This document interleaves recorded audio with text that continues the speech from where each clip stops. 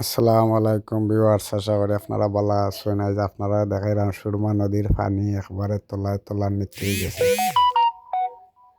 একবারে পানি নাই বললেও চলে।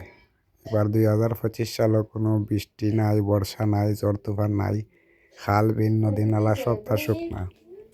যদি একটা গাঙ্গর পানি একবারে নিচে গেছে, আর অল্প পানির মাঝে মানুষে গোসল করা। একটা দিনের হঠাৎ মনে হয়ে গেল সুরার হিজর 15 নম্বর সুরার 22 নম্বর আয়াত আছে, আমি বায়ুকে উর্বর রূপে প্রেরণ করি এবং আমি তোমাদের জন্য বৃষ্টি বর্ষণ করি এবং তা থেকে তোমরা পান করো এবং তোমরা তাহার সংরক্ষণকারীও নও।